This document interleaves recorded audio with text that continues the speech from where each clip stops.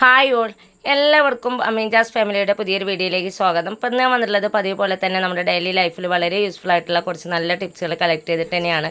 എന്നും പറയുന്ന പോലെ എല്ലാവരും വീഡിയോ ഫുള്ളായിട്ട് കാണുന്ന സമയത്ത് യൂസ്ഫുൾ ആയിട്ട് തോന്നുകയാണെങ്കിൽ ലൈക്ക് ചെയ്യാനും ഷെയർ ചെയ്യാനും കമൻറ്റ് ചെയ്യാനും സബ്സ്ക്രൈബ് ചെയ്ത് സപ്പോർട്ട് ചെയ്യാനും മറന്നു പോകരുത്. പൊട്ടു സമയം കളയാതെ നമുക്ക് ഇന്നത്തെ വീഡിയോയിലേക്ക് പോകാം.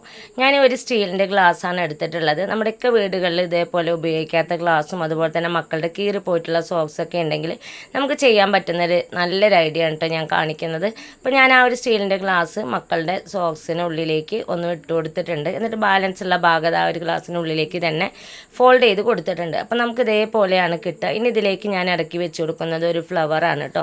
അപ്പോൾ നല്ല ഒരു കിഡിലൻ ഫ്ലവർ വേസ് ആയിട്ട് നമുക്ക് സെറ്റ് ചെയ്തെടുക്കാനായിട്ട് പറ്റും. വെറുതെ കിടക്കുന്ന ഗ്ലാസ്സും അതുപോലെ തന്നെ ഉപയോഗിക്കാത്ത സോക്സൊക്കെ ഉണ്ടെങ്കിൽ ഇതേപോലെ ചെയ്തെടുക്കുകയാണെങ്കിൽ ഫ്ലവർ വേസോ അതല്ലെങ്കിൽ ഒക്കെ വാങ്ങിയിട്ട് നമ്മൾ ഒത്തിരി കാശൊന്നും കളയേണ്ട കാര്യമില്ല. വളരെ എളുപ്പത്തിൽ നമുക്ക് എല്ലാവർക്കും ചെയ്തെടുക്കാൻ പറ്റുന്ന ഭംഗിയായിട്ടുള്ള ഒരു ഫ്ലവർ വേസ് തന്നെ നമുക്ക് സെറ്റ് ചെയ്തെടുക്കാനായിട്ട് പറ്റും.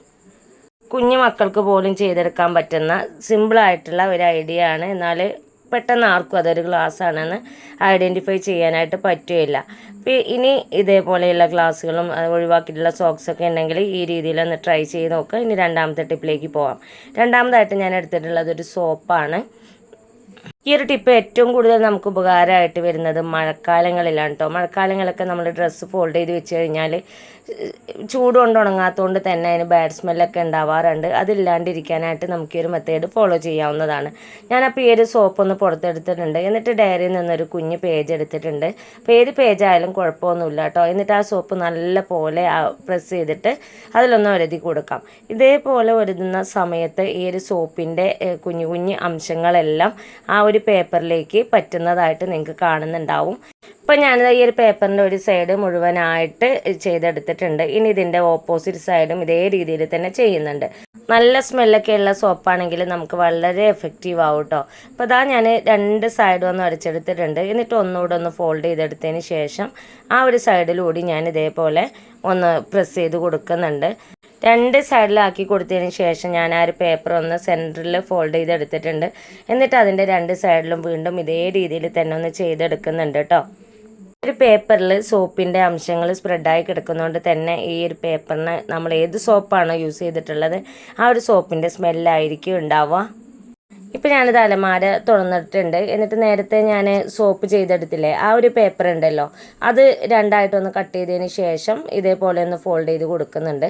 ഇതേപോലെ ഫോൾഡ് ചെയ്ത് കൊടുത്തതിന് ശേഷം ഡ്രസ്സിൻ്റെ അടിയിലേക്കായിട്ടൊന്ന് വെച്ച് കൊടുക്കുന്നുണ്ട് കേട്ടോ. അപ്പോൾ ആ ഒരു ഭാഗത്തെല്ലാം നമുക്ക് സോപ്പിൻ്റെ സ്മെല്ലായിരിക്കും ഉണ്ടാവുക. ഇനി ഇതിന് പകരമായിട്ട് നമുക്കത് കുഞ്ഞു കുഞ്ഞു പീസുകളാക്കിയിട്ട് ഡ്രസ്സിൻ്റെയൊക്കെ ഇടയിൽ വെച്ച് കൊടുക്കുകയാണെങ്കിൽ, ഇടയ്ക്കിടയ്ക്കൊന്ന് വെച്ച് കൊടുക്കുകയാണെങ്കിൽ നന്നായിട്ടിരിക്കും. അപ്പോൾ ഞാനിത് 2 പീസ് മാത്രമേ ആക്കിയിട്ടുള്ളൂ. അപ്പം ഞാനൊരു പീസ് ഈ ഒരു ഷെൽഫിൽ വെച്ച് കൊടുത്തിട്ടുണ്ട്. ബാലൻസ് ഉള്ള ഭാഗം ഈ ഇപ്പുറത്തെ സൈഡിൽ ഞാൻ തുണി മടക്കി വെച്ചതിൻ്റെ ഉള്ളിലായിട്ട് വെച്ച് കൊടുക്കുന്നുണ്ട് കേട്ടോ. അപ്പോൾ നിങ്ങൾക്കിത് വേണമെങ്കിൽ കുഞ്ഞു കുഞ്ഞു പീസുകളായിട്ട് കട്ട് ചെയ്യാം. എന്നിട്ട് മടക്കി വെച്ചിട്ടുള്ള ഡ്രസ്സുകളുടെ ഇടയ്ക്കിടയ്ക്കൊന്ന് വെച്ച് കൊടുത്താലും മതി. അപ്പോൾ ഞാനിത് 2 പീസാണ് ആക്കിയിട്ടുള്ളത്. ഈ 2 പീസ് ഞാൻ ഇതിൻ്റെ ഉള്ളിലേക്ക് വെച്ച് കൊടുത്തിട്ടുണ്ട്. ഇനി എൻ്റെ കയ്യിലുള്ളത് സോപ്പിൻ്റെ ആ ഒരു ബോക്സിനുള്ളിൽ ഉണ്ടാവുമല്ലോ ഇതേപോലെ കട്ടിയുള്ള ഒരു വൈറ്റ് പേപ്പർ.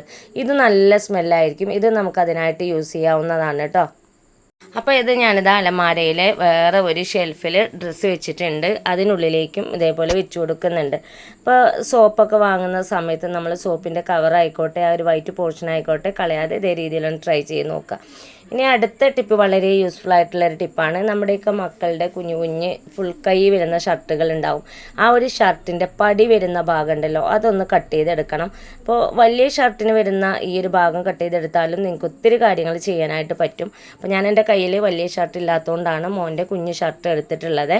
അപ്പോൾ ഞാൻ ഈ ഭാഗം ഒന്ന് കട്ട് എടുത്തതിന് ശേഷം ഞാൻ ഇതേപോലെ ഒന്ന് കീറി കൊടുക്കുന്നുണ്ട്. ഇപ്പം ഞാനിത് ഒന്ന് കട്ട് ചെയ്തെടുത്തിട്ടുണ്ട്. എന്നിട്ട് ഈ ഒരു പടിയല്ലാത്ത ഭാഗം വരുന്നുണ്ടല്ലോ ആ ഒരു ഭാഗം നമുക്ക് കട്ട് ചെയ്തെടുക്കാം. അപ്പോൾ ഈ ഒരു പടി കട്ട് ചെയ്യുന്ന സമയത്ത് ബട്ടൺസ് ഉള്ള പടി തന്നെ നിങ്ങൾ എടുക്കാനായിട്ട് ശ്രദ്ധിക്കണം കേട്ടോ. ബട്ടൺ പോയതെടുത്തിട്ട് നമുക്കതിനെ കൊണ്ട് ഉപകാരമില്ല. ബട്ടൺ ഉള്ളത് തന്നെ എടുക്കാനായിട്ട് ശ്രദ്ധിക്കുക. അപ്പോൾ ഇതാ കണ്ടില്ലേ, ഈ ഒരു ഭാഗമാണ് നമുക്ക് ആവശ്യമുള്ളൂ. ഇനി ഞാൻ എടുത്തിട്ടുള്ളത് അയൺ ബോക്സ് ആണ്. നമ്മൾ പൊതുവേ ഇത് കീപ്പ് ചെയ്യുന്ന സമയത്ത് ആ ഒരു വയറോട് കൂടി തന്നെ വെക്കാറാണ് പതിവ്. അപ്പോൾ പലപ്പോഴായിട്ട് ആ ഒരു വയർ ഡിസോർഡർ ആയിട്ട് കിടക്കുകയാണ് ഉണ്ടാവാറുള്ളത്. എന്നാൽ ഇതേപോലെ നമ്മൾ ഫോൾഡ് ചെയ്ത് കൊടുത്തതിന് ശേഷം നമ്മൾ നേരത്തെ കട്ട് ചെയ്ത് വെച്ചിട്ടുള്ള ആ ഒരു ഷർട്ടിൻ്റെ പോർഷൻ ഉണ്ടല്ലോ, അതൊന്ന് കവർ ചെയ്തെടുത്തതിന് ശേഷം ബട്ടൺ കൂടി ഇട്ട് കൊടുക്കുകയാണെങ്കിൽ നമുക്കിത് നല്ല ഭംഗിയായിട്ട് തന്നെ കീപ്പ് ചെയ്യാനായിട്ട് പറ്റും. മാത്രമല്ല ആ ഒരു വയറൊന്നും ഡിസോർഡർ ആവാതെ നമുക്ക് എളുപ്പത്തിൽ എടുക്കാനായിട്ടും പറ്റും. വീട്ടമ്മമാർക്ക് വളരെ യൂസ്ഫുൾ ആയിട്ടുള്ളൊരു ടിപ്പാണ് നെക്സ്റ്റ് ടിപ്പ്. ഞാൻ കുറച്ച് ഇഞ്ചി എടുത്തിട്ടുണ്ട്. സാധാരണയായിട്ട് നമ്മൾ പച്ചക്കറി കടയിൽ നിന്നൊക്കെ ഇഞ്ചി കൊണ്ടുവരുന്ന സമയത്ത് ചിലതൊക്കെ ചീഞ്ഞ് പോയിട്ടുണ്ടാവും, കൊണ്ടുവരുന്ന സമയത്ത് തന്നെ കേടായതുണ്ടാവും. അതല്ലെങ്കിൽ നമ്മൾ വീട്ടിൽ കൊണ്ടുവച്ച് കഴിഞ്ഞാൽ 1-2 ദിവസങ്ങൾ കഴിയുമ്പോൾ തന്നെ അത് ചുങ്ങിപ്പോവാറുണ്ട് അല്ലേ. അപ്പോൾ എപ്പോഴും നമ്മൾ ഫ്രഷ് ആയിട്ടുള്ളൊരു ഇഞ്ചി ഉപയോഗിക്കുന്ന ആ ഒരു ടേസ്റ്റൊന്നും നമുക്ക് കിട്ടാറില്ല. എന്നാൽ ഞാൻ ഈ കാണിക്കുന്ന മെത്തേഡിൽ നിങ്ങൾ ഈ ഇഞ്ചി സ്റ്റോർ ചെയ്ത് വെക്കുകയാണെങ്കിൽ കുറച്ച് നാൾ നിങ്ങൾക്ക് ഇഞ്ചി കേടുകൂടാതെ സൂക്ഷിക്കാനായിട്ട് പറ്റും. അപ്പോൾ അതിന് നമുക്ക് വേണ്ടത് ഒരു ബോട്ടിലാണ്. ബോട്ടിലിൽ ഞാൻ കുറച്ച് വെള്ളമാണ് എടുത്തിട്ടുള്ളത്. സാധാരണ വെള്ളമാണ് കേട്ടോ എടുത്തിട്ടുള്ളത്. എന്നിട്ട് ആ ഒരു വെള്ളത്തിലേക്ക് ഞാൻ ഇതേപോലെ ഇഞ്ചി കുഞ്ഞു കുഞ്ഞു പീസുകളാക്കിയിട്ടൊന്ന് ഇട്ട് കൊടുക്കുന്നുണ്ട്. അപ്പോൾ ഞാൻ എൻ്റെ കയ്യിൽ വളരെ കുറച്ച് ഇഞ്ചി ഉള്ളത് കൊണ്ടാണ് കുഞ്ഞു ബോട്ടിൽ എടുത്തിട്ടുള്ളത്. നിങ്ങളുടെ കയ്യിൽ ഒത്തിരി ഇഞ്ചി ഉണ്ടെങ്കിൽ നിങ്ങൾ അതിനനുസരിച്ച് ബോട്ടിൽ ചേഞ്ച് ചെയ്യുക. അപ്പോൾ ഞാൻ ഈ ഒരു ബോട്ടിൽ ഏകദേശം ഫില്ലാക്കി എടുത്തിട്ടുണ്ട്.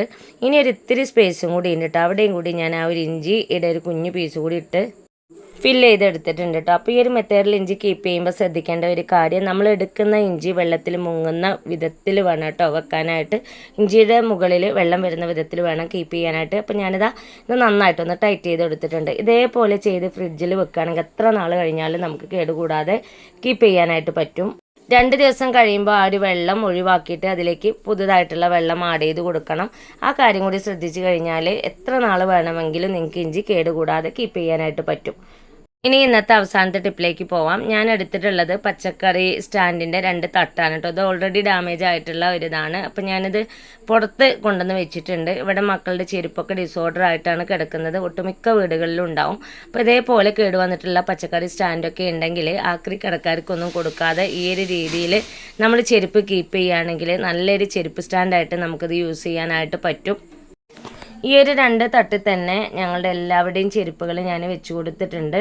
അപ്പോൾ ഇന്നത്തെ വീഡിയോ ഞാനിവിടെ വൈൻഡപ്പ് ചെയ്യാണെന്ന് ഞാൻ കാണിച്ചിട്ടുള്ള ടിപ്സുകളിൽ ചിലതെങ്കിലും നിങ്ങൾക്ക് യൂസ്ഫുള്ളായി കാണുമെന്ന് വിചാരിക്കുന്നു. ഇത്രയും നേരം എൻ്റെ വീഡിയോസ് കണ്ട് സപ്പോർട്ട് ചെയ്ത എല്ലാവർക്കും ഹൃദയം നിറഞ്ഞ നന്ദി. ഇൻഷാ അല്ലാഹ് അടുത്തൊരു കിടിലൻ വീഡിയോസുമായിട്ട് ഞാൻ വീണ്ടും വരാം. Thanks for watching.